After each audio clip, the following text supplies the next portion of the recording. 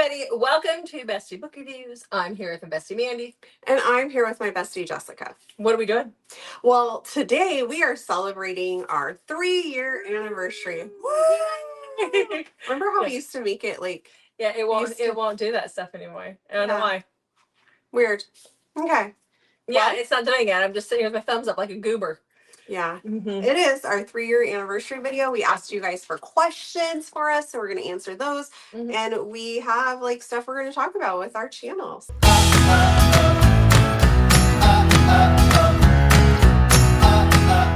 So, you ready? I'm ready. Okay. Well, first, Jessica, back in August, you told me that you had an idea for a video and you wanted to do this video called 10 Till the End. And we had to pick 10 books that we had had on our shelf for more than a year, right? Yeah, it was more than a year that we wanted to read before the end of 2025. But then it ended up turning into 15 books. Yeah, because the video was short and Mandy's like, let's do some more. I don't know. Yeah. So, how did you do? How many of those 15 books did you read? I got 3. You got 3? I got 3. I didn't even care. Those of you at home who did this with us, tell us in the comments how you did. Yeah. Did you do them all? I got them all. Yeah. Mandy's overachieving here. I was really proud of myself. And remember you said to me at the time, but if you tell yourself to read them, you won't read them. You're right. You are very, very right. It was a weird video idea coming from you. I know. I just wanted to get them off my shelf, but there were some that I actually had on my shelf for that video that I'm like, I have no desire to read these books. So I think they've come off my shelf and they've gone into the stack that needs to go to my Pango store. Okay. So, but it got us looking at our bookshelves. That was what was important. Okay. I've got a rogue hair. So, let's dive into some questions from you guys. Yeah. This is one that I think is going to be repeated a couple of times through here, so we'll just jump right in. And it is, what is the secret to reading so many books? Turn off the TV and put down the cell phone. I mean, seriously, that's what it is. We can do it too. Like, I can doom scroll, but if you think about how many hours a day we doom scroll or you spend on social media, there's books there for sure. And we don't watch TV. So I watch football and an occasional Dateline. Yeah, I don't watch TV at all. And if I do, it's typically like when we're flying somewhere and I'm really tired and I can't focus on a book, then I will pull up Call the Midwife or something that I feel is appropriate to watch on an airplane. And I'll watch that, but I don't normally watch TV. So, and I do think too, we talk about this a lot, we can listen to audiobooks at a very quick speed. Yes. We've trained ourselves. And so that helps as well. I went up quite a bit in how many books I read this past year because I really kind of got into audio. I do listen to it at a higher speed, and I think that's a question somewhere on here about listening to them at a higher speed. It takes some time.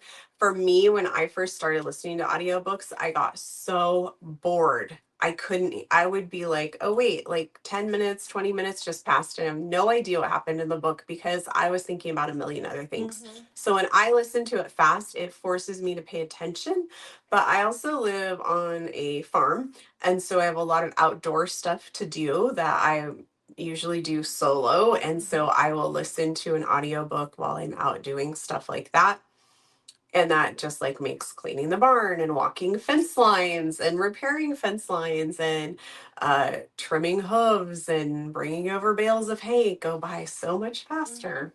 And also, I really enjoy mowing my lawn. And so I will do the riding lawnmower.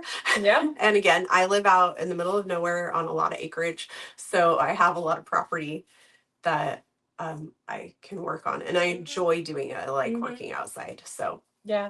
Well, I think too, I'm in the warehouse by myself. Stacy comes up every once in a while, but even if she comes up to help package books for Coveted Cover, she and I both are listening to books at the same time. So I will have my headphones on with an ear out so that I can hear if somebody comes to the door or something is needed. But I'm always listening to an audiobook. There's times I feel like this year I missed my goal. Like I didn't beat my goal from last year by like 3 books. But part of that is because I had to pull back to when I'm focusing on working, I have to focus on like typing out emails to authors and whatever. But for the most part, I can still listen to a lot of audio while I'm packing your boxes. Yes. So, yeah. I'm also a fast reader. Mandy's faster than I am. She really is. I can get through books fairly quickly. Mhm. So I go to bed and I read. I also sometimes don't sleep as well. So sometimes I wake up like an hour or two before I need to. Yeah. And instead of laying in bed being mad about not sleeping, I just read. Yeah. I have convergence insufficiency, so I do not read as fast. My eyes don't converge the way they're supposed to, but I don't care. I'm not going to therapy for it. I'm too old. So that is how we are efficient at reading, Yes. I guess. Yeah. Really, a lot of it is the social media and the TV. Yeah, my husband and I had been watching a TV show together. I can't remember what it was. And then like the new season came out and he's like, "Do you want to watch it?" And I'm like, "Oh, I'd much rather read." Yeah, exactly. Like I just Exactly. don't It enjoy it as also much. helps too that our kids are older and they're a little more self-sufficient. Oh yeah. My youngest is 12 and your youngest is Turning 16 this month. holy crap, that's so wild to Mhm. me. So our kids are not at that age. Where they need us, where we have to be Like, constantly yeah, watching them we're and paying not- attention and stuff. we're They're at doing their own that- thing, we're doing ours. Can you walk over there stage? Yeah, exactly. Kind of embarrassed by you now. Yeah. Mhm. Okay, and next is, can you tell the story of how you met? Yeah. Met in high school, We met in high school. horticulture class. We lived FFA. in FFA. Yeah, we lived in a. We've We told lived this in story. FFA. No, we told the story before, but we lived in a very small town that had 3 schools within a 5-mile radius of each other. 3 small towns. There are 3 small towns, but most people look at it as one big town, but it's 3 very small towns. Like they only have like what, a stoplight? 2. There's 2 stoplights now. They got rid of one of them. 3. There's 3. Yeah, because the Except for that. roundabout. Anyhow, but there's literally nothing there. And they had these 3 schools. They were called, we call ourselves a tri-district. You could take the bus to go in high school. You could take a class from one of the neighboring schools, one of these 3 schools, and you would ride a bus out there. And so Mandy came out your sophomore year. I think so. Yeah, to take class out there, and that is where we initially met. Mm-hmm. And then the following year, you transferred out to Valley, Mm-hmm. and we were joined at the hip. Yeah, we became best friends. We became besties. We did a lot of traveling for FFA and horticulture. Yeah. So we were thrown together quite We a lot. were always at each other's house. Well, either at your grandma's house or my house. Yeah, exactly. Exactly. Okay. Something special that's kept us together all these years. We just stayed friends. I think we made an effort. We did make an effort. Especially when the kids were little, that was kind of hard. When the kids were Yeah. little, we'd get very busy. But we've made the effort, and then now as the kids have gotten older, It's a lot easier. It's a lot easier. So I think also being in the same stages of life, like you got married, I got married not too long after you. Your kids are a little bit older than mine. But we were kind of in the throes of a lot of that stuff around the same time. Yeah, we just made an effort we didn't talk every day like we do now, several times a day, but we did make sure that we talked at least once a month. And we just kind of, when the kids were little, we just had to make that effort. Okay, next, did you ever have a funny interaction with someone from like church or your kids at school regarding the type of books on the channel? The only thing I could think of when I saw that question was I was at I think it was a Super Bowl party. I took my kids to our pastor's house, and our pastor is a year younger than me.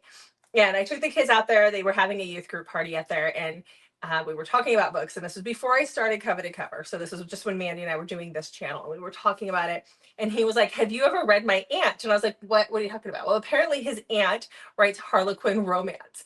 And I was like, "No, we don't read Harlequin, but that's very interesting in that your aunt writes Harlequin romance, and you're asking me if I've ever read it." So he fully knows when I talk about reading romance. I think he thinks it's more like the Harlequin stuff, but he totally knows that there's things going on in here.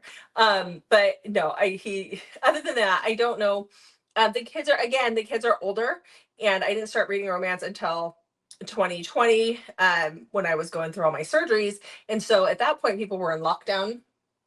Before that, I read fan fiction. So now that my kids are older and they're in high school and stuff, now that they're all back in school, I just didn't have those interactions. I will say I'm very surprised by how many people actually do read romance, and they're always wanting stuff from us. Friends that when they find out that this is what we do, they want recs from us. So I don't really have a story other than when I emailed Valentine PR and asked him about the Pierce Juris. Yeah, that was great. Oh, okay. Yeah. If you could live for a month in a book as the FMC, which one would you choose? For me, um, it's not Ice Planet Barbarians. I know that is exactly what you're thinking, but it's not. I would live in The Surviving Trace as Etienne's woman, as Serene. The only hesitation that I'd have is that is the South in the middle of summer before air conditioning was a thing, and all those heavy clothes because it takes place in 1914 in the South in Charleston, South Carolina. If I could be there in the winter, we're good. I would love to live. I would love to do that. Okay. What about you? I can see why you said that you thought about these answers, and I'm like, no, I'm just gonna go with it. I don't know that I have a specific answer, but maybe I would pick like a Corinne Michaels or an Elizabeth O'Rourke book, because usually even if their heroines have gone through things, it's not like dark stuff. Yeah, yeah. So probably one of those books, because their heroes always love really well. Yeah. Okay. So it'd be, yeah. Okay. We all have reading phases. Who are your top 5 authors at the moment? I don't know if I can come up with 5, but again, I wrote mine out. Cute. Okay, so right now, well, the top 5, the ones that I tend to be gravitating towards the most right now, BJ Alpha is number 1 on the list. She typically is, but I have an arc that's coming out for her. I'm beta reading her new MC romance, and then there might be reasons why I need to be rereading her, so she's obviously at the top of the list. I've been reading a lot by Maggie Rodden recently, her cowboy series. DJ Kremer, I've been reading a ton of DJ Kremer ever since we read Grimm. Mm-hmm. I've been reading a bunch of that. I've been reading a bunch of Emma Slate and Effie Campbell lately. Okay, so I guess I would go with like Elizabeth O'Rourke, because if you've watched our top 25, she was on there quite a bit. Julianne. Mm-hmm. You've been reading a lot of Swathi. Swathi. And Jason Mann.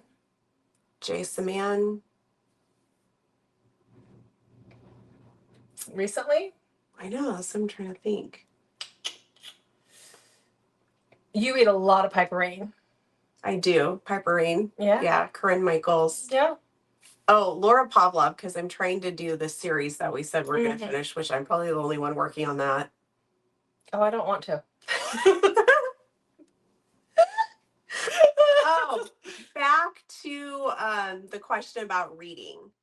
How do we read so much? I have a Paperwhite, which is pretty small Kindle, and it fits in my purse. I never leave my house without my Kindle. And so like when you're standing in line at the grocery store, people are scrolling on their phones, I'll pull out my Kindle and read. Yeah. Sitting and waiting at like a doctor's appointment or waiting for my kid to get done with a practice, I pull out my Kindle and read instead of scrolling on my phone. And you don't have to have a Kindle to do that. You can do that from the Kindle app on your phone, because that's what I do. Because I have a 10-inch Kindle, and then I have my Scribe, which is even bigger, which is light. It can go in my purse, but I'd rather not. So compared to my 10-inch, it's light.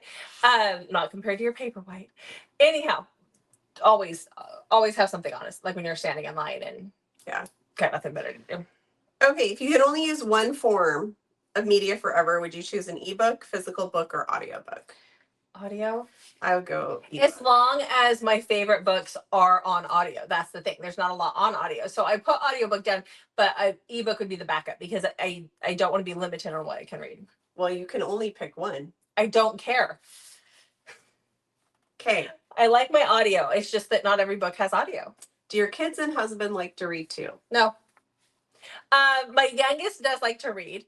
My middle child, who is the 18-year-old, she is, this is her, she's finishing college. She's about to go into nursing school. She started when she was a sophomore in high school with college, and she does not want to read.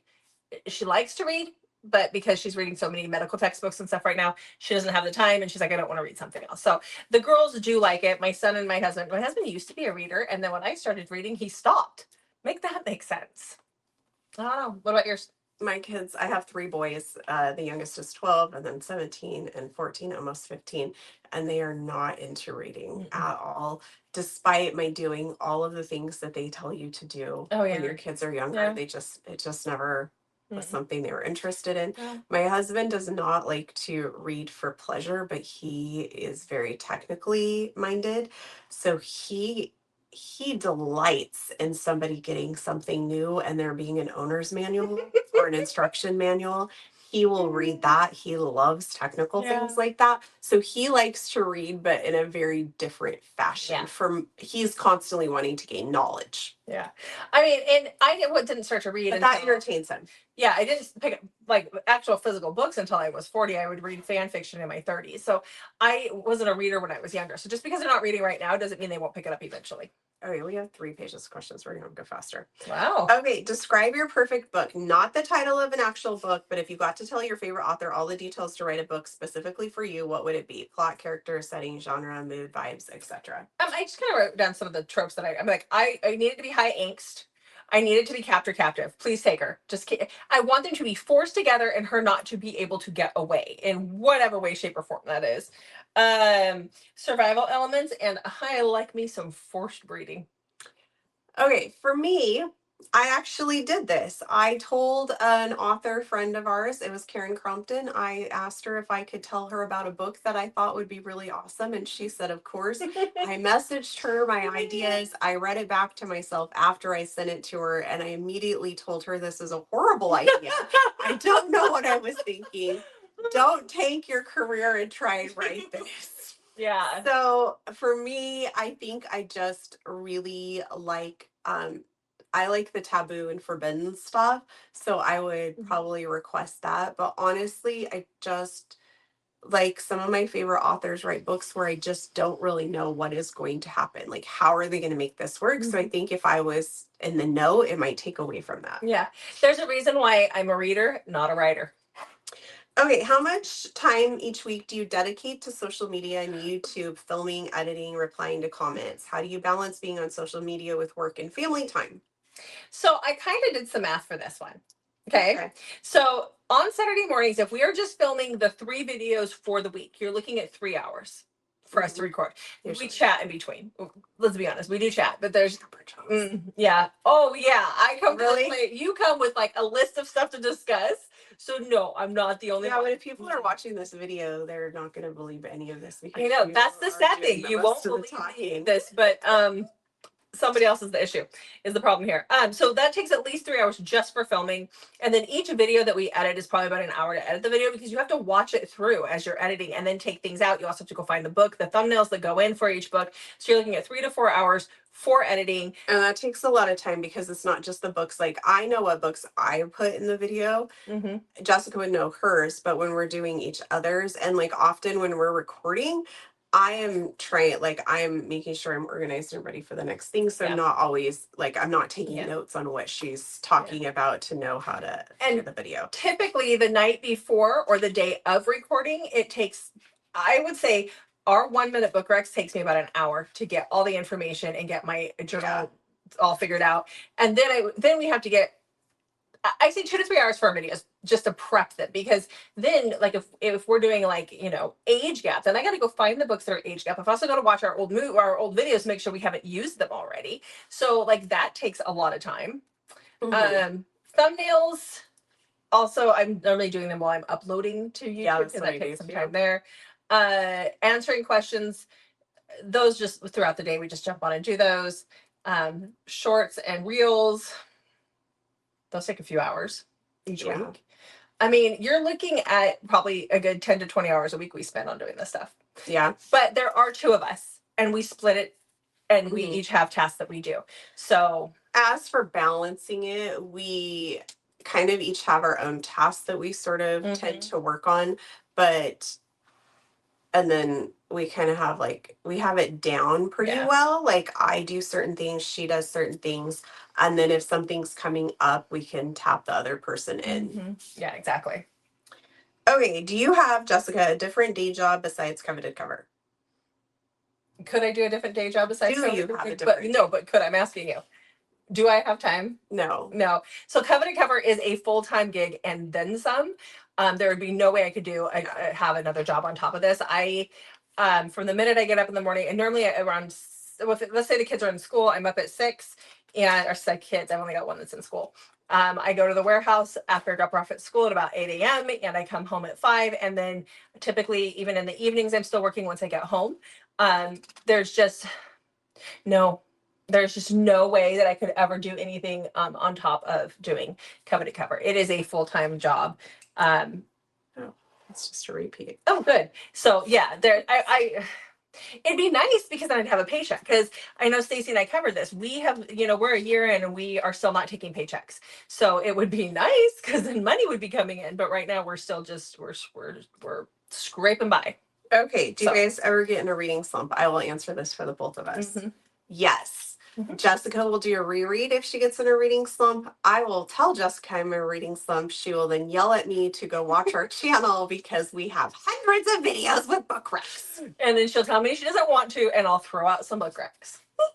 So yes, so that's how we get out of our reading slump. I also think too, another way that we avoid going into a reading slump is, we both read like the Kate C. Wells book this week, and it was an amazing book. And I think had we stopped and took time to think about it, we would have eventually ended up in a reading slump. But immediately, once you finish a book that you just loved, you go into another book, it kind of helps. If you sit and stew on that book, you're going to fall into a reading slump. Okay. Do you ever DNF a book? Sometimes. I think we decided that we were going to give ourselves permission to DNF this year. Yeah. More so. I have only DNF like 2 books ever. I DNF a little bit more than 3. I might have DNF 3. I think it was only 2 though. And we decided, I talked to Jessica because I was like, I think I need to DNF more and stop forcing myself. But I'm one of those people who's like, maybe it's going to get better. Yeah. Maybe. But no, maybe. it doesn't. Yeah. It doesn't. Yeah, no. Okay. Let's take a break from the questions. We still have a lot more questions to do, but let's take a break from that and talk about some channel goals. So we are going to continue doing buddy reads with Amber and Jen in 2026, unless they decide at some point they don't want to do it anymore. But it's been going really well. So we will be coming up on our 3-year anniversary with buddy reads, which is exciting. That'll be in April. We'll have to talk about with them on something fun to do. And then we're going to continue doing book club and doing the Wheel of Tropes. That's gone really well. So if you guys have any feedback for book club, feel free to tell us that. Yep. And another thing that we want to try and make work out is that so you guys have told us lots of times that you really love when you guys get to suggest books for us and we do it convincing style. And somebody had the suggestion about that it would be fun to do where we talk about what we thought about the book in a live show. So everyone could pick a book from the convincing if they wanted and come to the live show and we would just talk about the books we read. We think that would be really fun. We've got to figure out how to make that work, how to make the live show still run smoothly if we've all read different books, perhaps, unless we all end up, because we wouldn't know what each other picked. Right? See, we're still trying to figure it out. We have to figure that out. So that is something we're looking forward to doing on the channel. Yeah. So that's another goal that we have. Okay, let's go back to questions. Top 3 favorite authors. Okay, so I wrote down Cora Riley, Grace McGinn, TVJ. I guess that other question was a little different. Yeah, no, like right now I have those 3 down. I honestly have more than 3. There's a few that I'm forgetting, like Liz Hamilton is a favorite author. There is a lot of favorite authors, but right now those were the 3 that I wrote down. Karen Crumpton, Ellen Halloran, Elizabeth O'Rourke.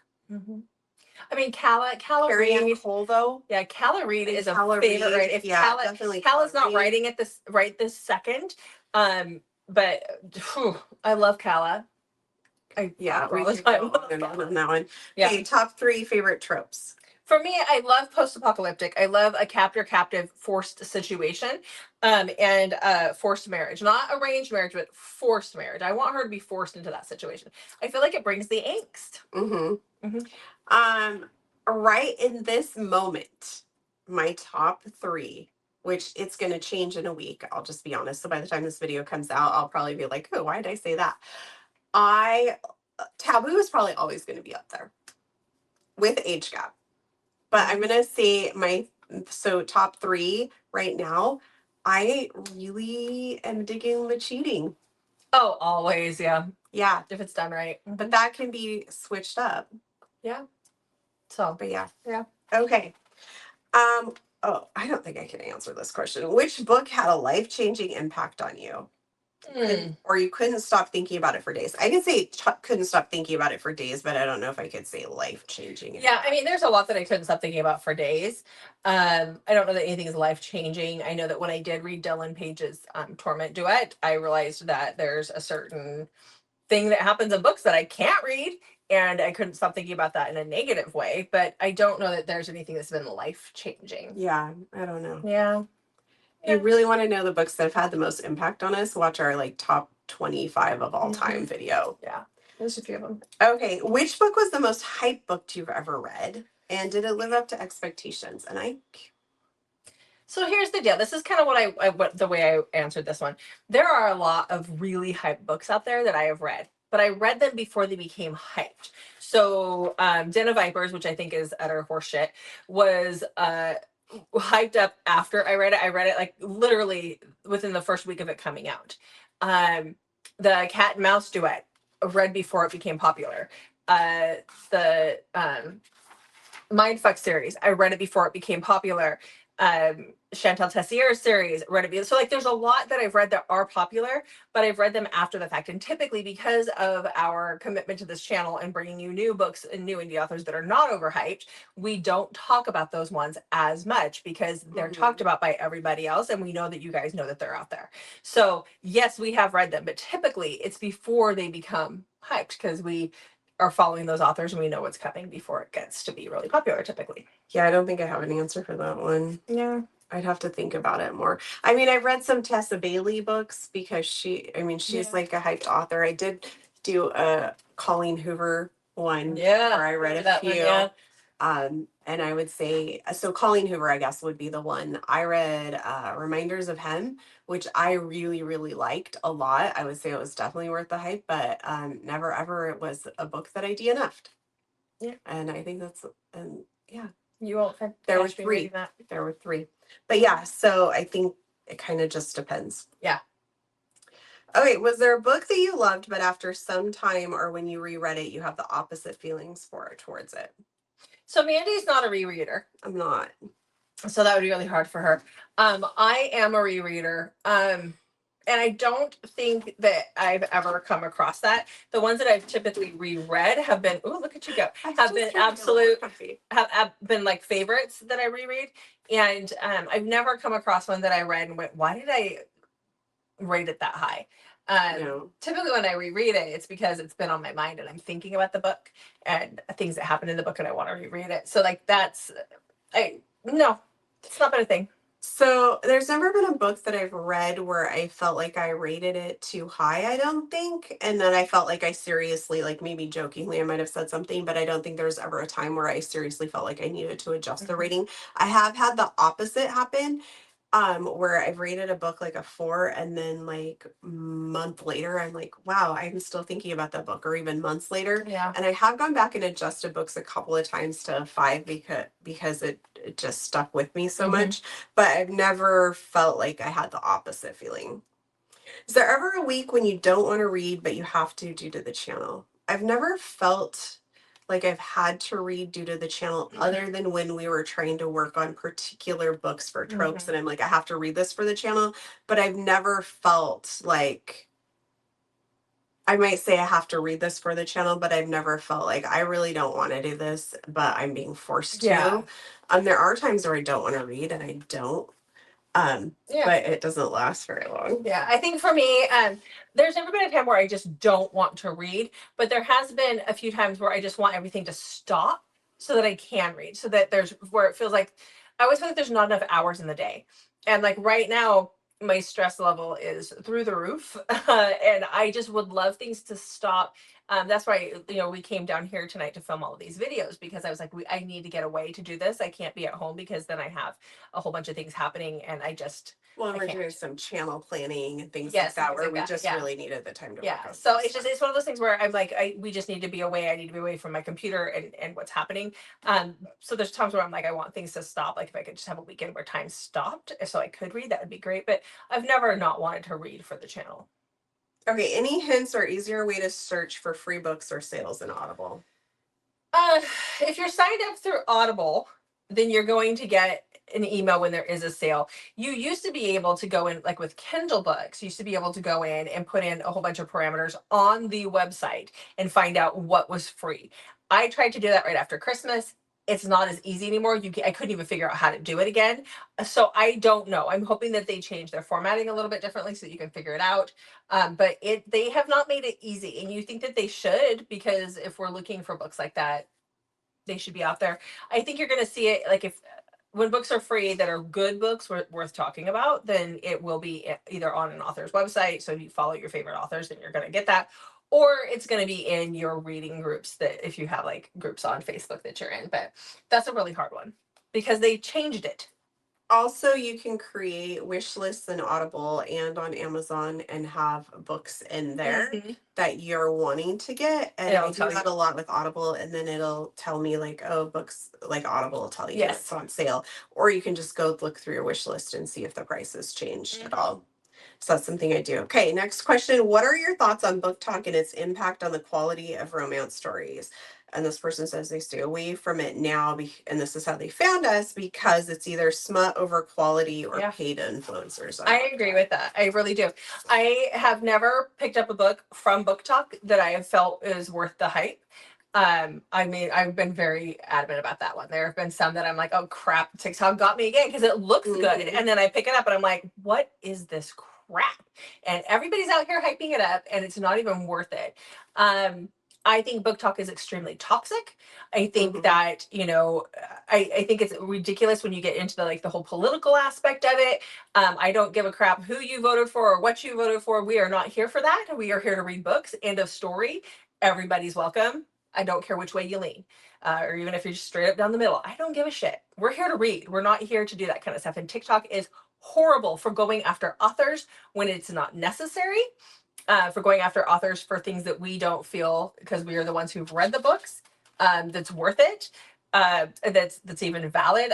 I will stand on my soapbox all day over the whole Tilly Cole thing, and other authors that have been gone after. And then the ones who should be, you know, get their hand slapped, they get it slapped for like a half second and they're back on and nobody cares. But yet you can take somebody down like Tilly. It bothers me. So I actually haven't been on TikTok in quite a while. I get on there and I post things that we need posted and I get right off, because I do feel like Book Talk is insanely toxic and it is not worth the hype. Okay, I will answer the question. So, Book Talk and its impact on the quality of romance stories, and like quantity or quality over paid influencers. I was floored to find out that there are a lot of popular book talkers who get paid to promote books and they charge authors to talk about their books, because therefore it is no longer my phone is gonna die in such my person.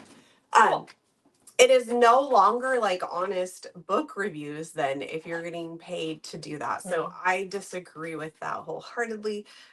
We read the books that we want to read. And I mean, I sign up for ARCs. I know you sign up for ARCs or ALCs. And that's kind of where we're at. We've had a few authors send us books over the years, but for the most part, we are reading books that we want to read, and we would never ever take money to promote a book. Never. Like that. And that's the thing too. We've had people not part of the channel. We've had authors reach out to us and ask us to read their books, and they're not authors that we know, but it's to reach out and promote. And we don't want to promote anything that we have not read and loved.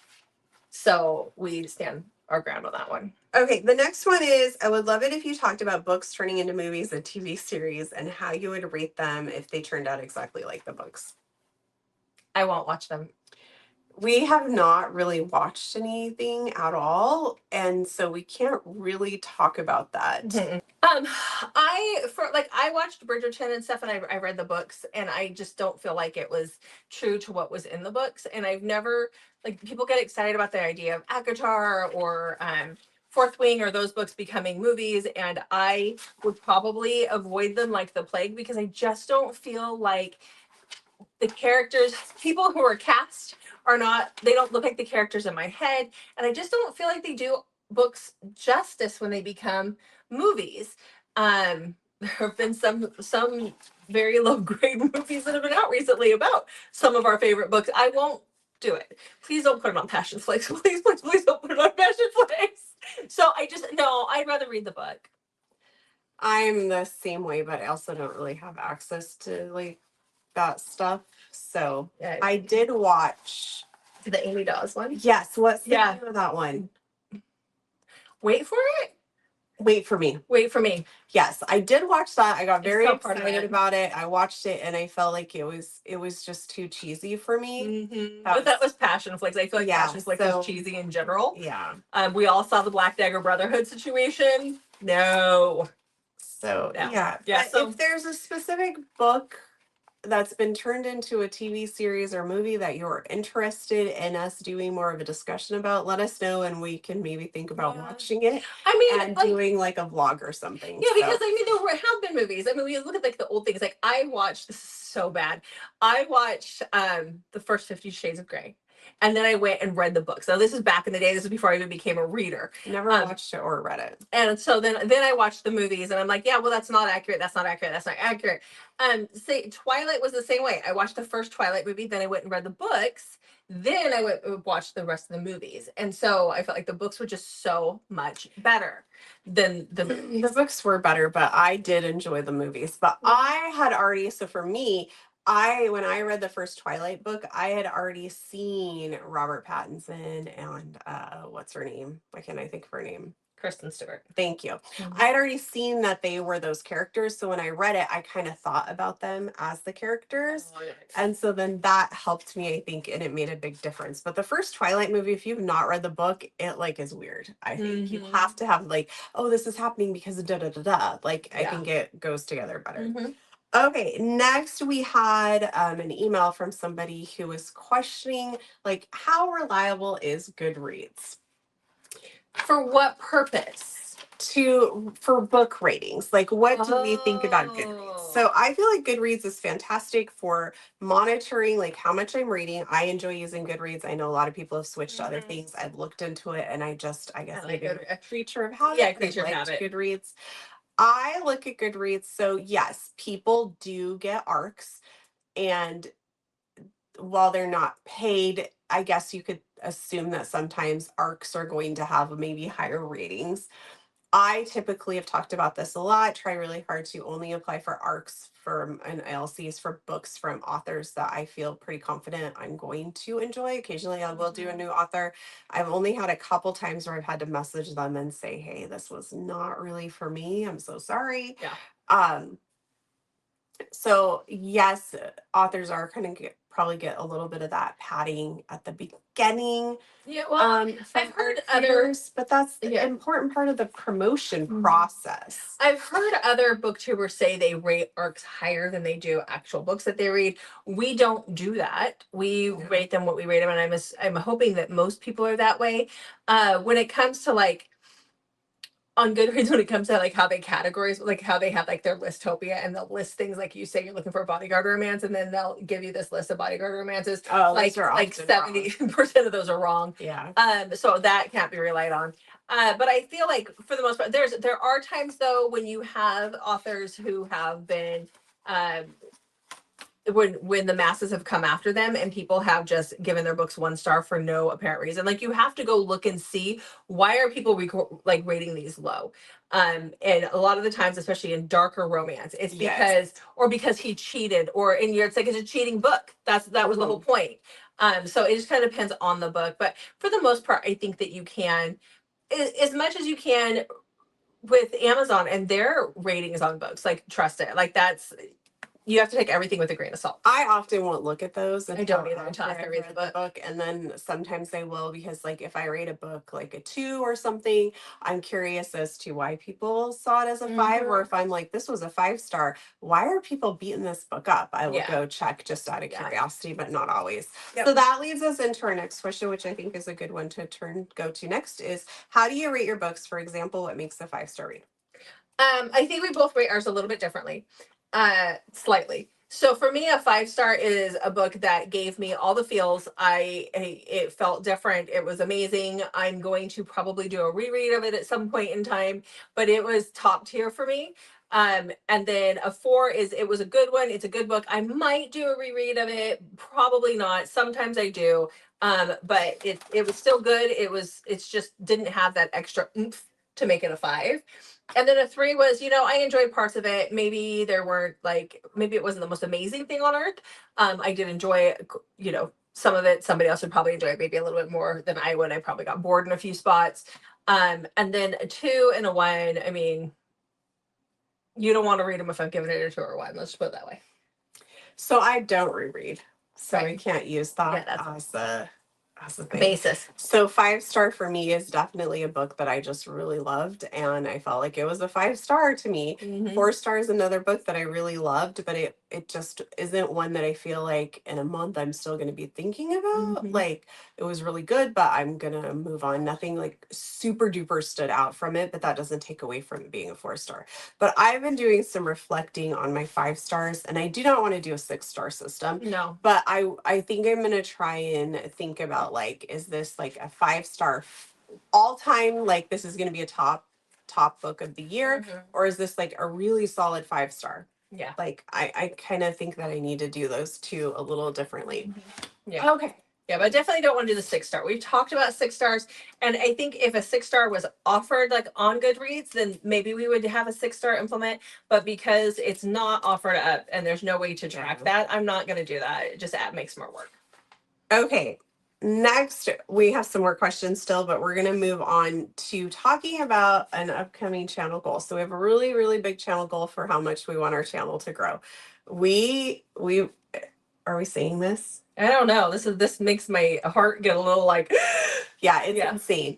We're going to try and double our subscribers this year. So that's our goal, is to double our subscribers. We have some great ideas on how to do that. So the first thing that we're going to be doing this year, well, it'll be this through the whole year, is we're going to do giveaway. So we're going to do 26 book giveaway in 2026. So throughout the year, we're going to give away a total of 26 books. And who knows, maybe we'll end up going past that, but that will be the minimum amount of giveaways we do. We're going to be teaming up with some authors to bring you some really cool stuff. We'll be doing some of it ourselves. I think we're teaming up with Coveted Cover again. So we have lots of book giveaways coming. So definitely you're going to want to hit that subscribe button and be around so you can not miss out on all of those giveaways. And we will be going to 6 events together this year where we're going to have some unique things to pass out as well. That's our channel goal that we're very excited about. We'll show you those in an upcoming video when we get closer. Phoenix, Wild and Windy Phoenix is our next event that we're going to. Over Valentine's Day. Yes, so we will show what we're going to be doing at that. Then we're also going to Holidays with the Bells in Dallas in March. In June, we have 2 events. We're going to, I can't remember, it's in Minneapolis. It's Southern Bells is putting it on. I can't remember. Star of the North, I think is what it's called. I want to go to the Mall of America. I haven't told you that, but we're going to do that. Okay, cool. I'm very excited. And I've never been to Minneapolis. I haven't either. And then we're going to be going to spicy reads in San Diego. It's at the Gaylord, which is what that's why we're going. Let's be honest, there's a lazy river. Okay. We are influencers again with Bray, so we're very, very excited to do that. That was so much fun. I don't know if they will when this video comes out. Okay, but definitely go check. They have been. That's in Ohio, so we hope to see you guys at some of these. And then in September, we're going to Fangirl. You're going as Coveted Cover. I am. I'm going as Coveted Cover as your assistant. You are going to, as my assistant. We will be there as well. Yes, then we'll have event exclusives through Coveted Cover for 2 authors that we talk about quite a bit on this channel. Yes, so busy year for us. Lots of fun things coming in channel goals. So make sure Disney World with BJ Alpha. Come on. Yes. Yeah. So 26 books. 2026. So make sure that you hit that subscribe button so you can get in on that. For sure. We are very excited to do 26 book giveaway. We have never done anything like that. Okay. Back to the question. So this goes really well because we just talked about Coveted Cover. So Jessica, this person says they feel like they need a super secret signal when you give a book review or interview an author and they are going to be featured in Coveted Cover. Feel free to wink randomly during your video to signal that they will be featured. funny. I should make Mandy wink. She's not good at winking. I can't. She's not good. You at it. definitely know something was We need happening. to get like a bat signal. And I know that somebody else commented on there that their response was that I say 4 reasons, and that's what I typically do. I say I've done a reread. You'll see I have to do a reread of specific books, and there's a lot coming up that I have to reread for. You could turn that into a drinking game too. I know. With water. With water. Every time Jessica says she did something for reasons. Yeah. I mean, there are some authors that I'm courting that I not like that. I'm courting them as an author for the box, and I'll say that I have to reread their things for reasons. What day does this video come out? Well, it won't be tomorrow, so I can make the announcement. If you guys haven't seen, we are doing the Frozen Fate trilogy by Pam Godwin, and we will be the first to do it. And we are really, really excited for that. So it's going to be so awesome. It's so awesome. And I have made some hints about it when I'm at home recording. I tell people, look over my shoulder. Yeah. There are still some more hints if you look over my shoulder. Yeah. But Pam's are supposed to go on sale around January 20th. I think we're still trying to figure all that out. It's a lot to figure out. But that is outside of the box. And so you're going to want to make sure that you're following us for that one. Okay, my question says, Mandy, do you ever consider quitting your day job for YouTube or pursuing a book-related job? No, I've been teaching for 22 years, so I'm pretty invested in that and getting to my retirement and all of that stuff. Well, and we kind of make a pittance on YouTube. I mean, everybody has like these careers where they're just YouTube people, and I'm like, what? I mean, we don't even make enough to cover our it wouldn't even cover my monthly book allowance. Let's put it that way. Okay. So after 3 years on BookTube, are your husbands still supportive of you pursuing this another year? Yeah. They probably don't even realize we're doing it another year. I think they're so used to it. They know Saturday mornings is typically when we record for the week. They know not to book anything or plan anything, and if they do, then we work around it. But they're so used to it now. It is a way of life for us, and so it's just the next thing that we do. I think they are proud though that we have done a very good job of maintaining our channel and being very consistent in what we're doing and continuing to grow. Well, this will also just mean our marriages will hopefully continue to be successful after our kids leave.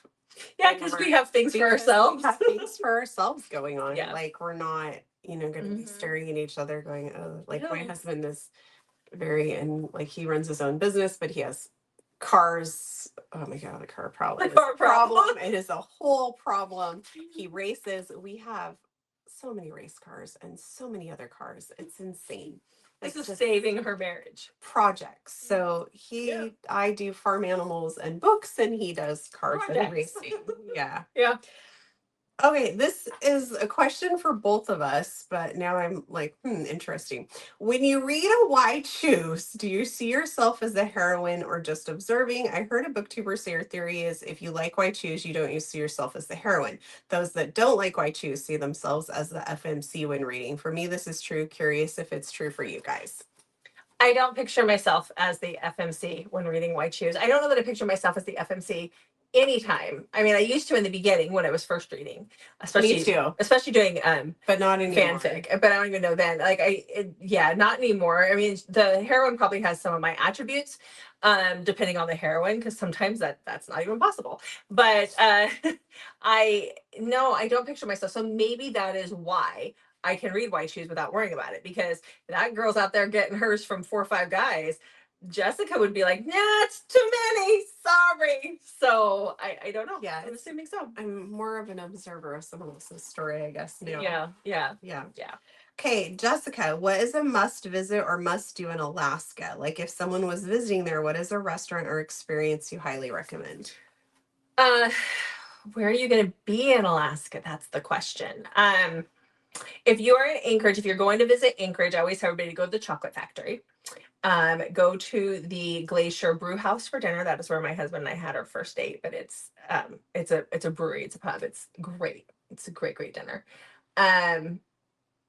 What? Nothing. Oh, I don't know. This is hard. Like when I would have friends that would come and visit, I would take them down to see the glacier down. Like there's the one outside of Girdwood, which is the skiing area. There's and I'm just spacing on the names of things. Down in Girdwood, there is a glacier that you can go see. It's right outside of Whittier, and Whittier is the little town which you hear, like you see it in Pam's books. Is the town where everybody lives in the same building, and you have to take a 2-mile tunnel to get to the town of Whittier once you go past the Girdwood, the glacier there. So I would definitely do that because that tunnel is very interesting. You can only, I think you go in on the hour, you come back out on the half hour because you share the tunnel with the train. And so in the off hours, that's when the train goes through. But you go in on one part, and then like a half an hour later, the people who are waiting on the other side come back through the tunnel, which is very, very interesting. We always take people to the zoo. That's where you should have gone to see your moose. I did because go to apparently the you didn't zoo. see the moose. I did go to You this. did, okay. The Double Muskie in Girdwood is another place that is amazing to eat at. It just kind of depends on where you're going, because down in where I What grew about up, Skinny Dicks? that's up in Fairbanks. And my husband sings that song all the time. There's a song that was playing there, and the birdhouse is no longer there. Did you stop there? My husband says that, Jeff says all the time, Skinny Dicks, halfway in. Like, that is a horrible name, but I get it. If you're going down south to Seward, I would go to the glacier, and there's some things to do down there as well. And then if you're going down the Kenai, God, if it's in the summer, you gotta go fishing on the Kenai. But I grew up in a little town that's between Kenai and Homer, and there were 95 kids in the school, K through 12, and the largest graduating class was going to be my class, which we ended up moving back to Washington, and then I ended up back in Alaska before that happened, before I graduated. But there was like 20 kids in our class, but the other ones were like 7, 9. There's really not a lot to do there, so my husband loves to fly. He'd love to fly to the other side of the Sleeping Lady, which is a mountain that you can see, and go fishing there. So there's a lot to do. I just got to know where you're going. I've been to Alaska a few times, and I will tell you, don't go to see a moose because they don't exist. The Alaskan people have made it up for tourism money. You're nuts. I'm not nuts. Okay. I hiked all over Denali, and do you know what I saw, Jessica? A squirrel. Well, why were you going to look for moose? They're deadly. They're more deadly than bears. Stay away from the moose. Okay. Okay. Mandy, what's your favorite children's book? I don't know. Do you read to your kids in class? Yes, but do I have a favorite? You know, I think I might go like back with the classic Charlotte's Web. Oh, I love Charlotte's Web. That might be it. Yeah. The One and Only Ivan is good. Okay. Okay. Jessica, Mandy was a color. What color would she be and why? Pink. She would be pink. She loves pink. And she can be bright and cheerful a lot of the times. Sometimes she gets a little worrisome, and I think pink represents that too. Okay. Okay. Mandy, if Jessica was color, what color would she be?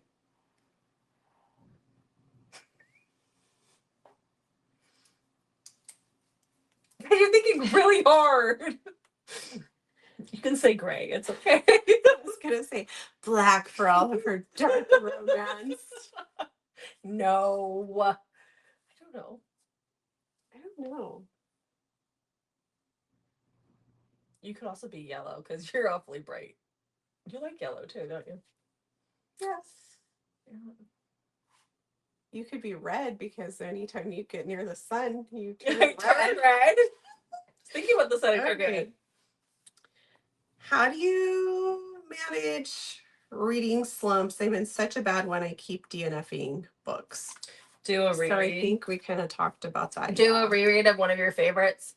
That always helps me get over reading slump. And then there's a couple more about tips for reading so much and balancing that. And I think we talked about that pretty well. If there's anything else you guys want to know about that, you can leave us a comment and we can address that further. Mandy, what is your go-to coffee order? If I go to the coffee stand, I really like a white mocha with pumpkin. So like a pumpkin spice latte, but white mocha. If I'm at home, I really like iced coffee. I really like the International Delight, like the current. Oh, that's awesome. Okay. Jessica, if you got to be a part of any fantasy dystopian book world for a week, which one would you choose? Oh, you need to choose that really messed up one where she is in the prison and fighting for her life, and the mean guy takes her, and you told me it was great, and it ends on a cliffhanger, and the other book still has not come out. What book was that? Don't you remember that? No. She films herself killing someone, so she gets sent to the prison because she was raped by these guys, and the one guy is left, and she no, goes. that's a Bryn Ford book. She hasn't finished that second book yet. She wasn't in prison. She was in a thing. It's like a prison because she That was outcasted. yeah, I can't remember the name of that one off the top of my head, but it is by Bryn Ford. Yeah. Oh my gosh, you guys, seriously, typically in a dystopian book, things are not very great. I would go live in the Cradle Common series if I could have the king. For 1 week. No, I mean, I want to be there forever if that's the case, but I don't know though. It's really hard because again, typically dystopian is not cool. Like I'm even thinking like Liz Hamilton's series, her Third Storm trilogy, but that's post-apocalyptic. That's not cool either. Like things are not good in those situations. And like my Ember Glen series, really not good. So I don't know that I want to. Could I survive? Yes, possibly. Would I want to? No. I don't know, guys. That's a really good question. It's really hard. I don't know that I can answer that one though. It's really hard. Okay. That is all the questions. So the big part of this video, and we're saving this for the last, is just to really thank all of you for being here and watching our videos and liking and commenting and being subscribers, because we really enjoy reading and we love making the videos together. In fact, I mean, our friendship is like even better than it was before we started, because now even though we spend a lot of time on camera together, we spend a lot of time together. We go to book events, like we made like a recap and we put like thank you at the end, and that's just like thank you just doesn't even sum up like how incredibly thankful we are for this book journey that we've been on, and it's all thanks to you guys. Like when I think about, like, I was this past summer I was in Target and there was a book that was with a wrote, and I was like telling my son, I'm like, oh my gosh, I know this author, like I've talked to her, I can pull in my Instagram right now and send her a message. Like it's just so exciting, and like the friendships we've made with like Karen Crompton, like she goes beyond just being an author friend. Like so we have made so many great friendships, and several of you guys out there, like when we go to book club and like some of you maybe couldn't come and we're like, oh wait, where was, I don't want to say names on this, but like it's like you guys we've built this community of friends, and like we have these author friends, and it's just so amazing, this journey, and we just love it. So, and we owe all of this to you guys for tuning in. So that is one of the reasons we're really excited to our 26 books of 2026 to give you guys some awesome giveaways, because we're just very thankful. Definitely. Yeah. And it's opened doors for us that we never thought it would happen. So if you haven't hit that subscribe button, please do that, because you don't want to miss out on the year of 26 books in 2026. Exactly. All right. Okay. So thank you so much. We hope we got all of the questions answered and that we did a great job with giving you the answers that you were looking for. If not, you can always comment below and we can try and answer those in just an upcoming video or something if we missed something or didn't quite answer your question how you were hoping we would. And in the meantime, make sure you check back on Mondays, Thursdays, and Saturdays, and a lot of Wednesdays coming up for new videos from us. Yeah. Thanks for watching, guys. We'll see you in the next video.